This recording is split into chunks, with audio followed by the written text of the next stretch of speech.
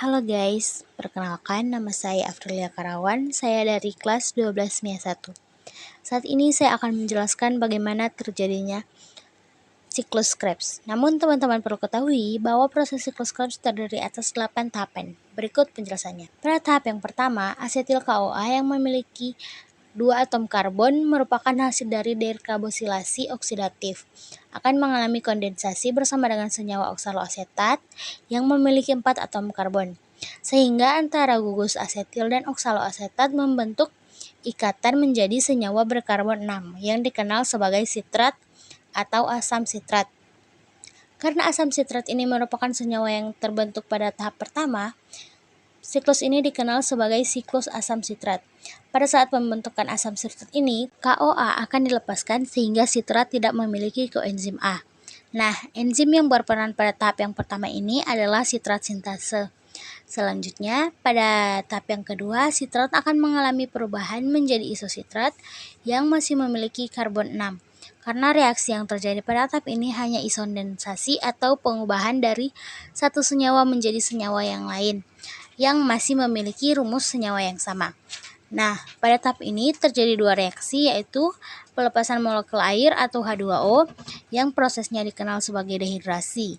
Namun kemudian pada tahap ini juga terjadi penambahan molekul air yang prosesnya dikenal sebagai hidrasi. Proses pengubahan sitrat menjadi asam sitrat ini dikatalis oleh enzim akonitase. Pada tahap yang ketiga, isositrat yang memiliki 6 karbon akan diubah menjadi alfa ketoglutarat yang memiliki 5 karbon. Sehingga pada tahap ini terjadi pelepasan ikatan yang berarti ada elektron yang dilepaskan. Elektron yang dilepaskan ini akan diterima oleh NADH+, sehingga membentuk NADH. Nah, tahap ini pula terjadi proses dekarbosilasi atau pengurangan karbon berjumlah 1 karbon. Nah, 1 karbon ini akan membentuk CO2 enzim yang berperan adalah isositrat dehidrogenase. Tahap yang keempat, alfa ketoglutarat yang memiliki 5 atom karbon akan diubah menjadi suksinil koenzim A yang memiliki 4 atom karbon. Berarti pada tahap ini juga terjadi dekarbosilasi atau pelepasan 1 karbon. Nah, 1 karbon ini akan membentuk molekul karbon dioksida. Selain itu, pada tahap ini pula terjadi reduksi NAD+, sehingga membentuk NADH. Karena pada tahap ini terjadi pengubahan dari alfa ketoglutarat menjadi suksinil KOA, berarti menjadi penambahan KOA yang masuk pada reaksi, sehingga KOA akan berikatan dengan senyawa suksinil membentuk suksinil KOA. Enzim yang berperan pada tahap ini yaitu alfa ketoglutarat dehidrogenase.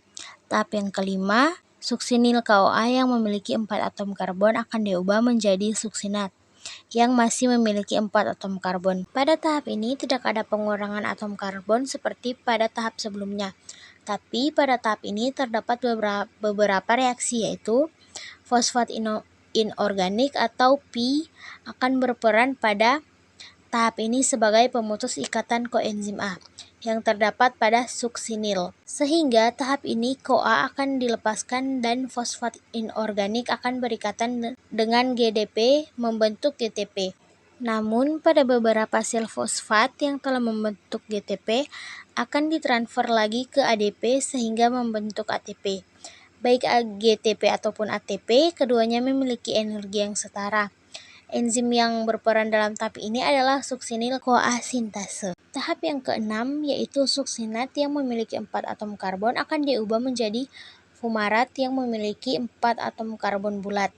Nah, pada tahap ini terjadi pelepasan elektron sehingga elektron akan ditangkap oleh NAD membentuk NADH 2 kali.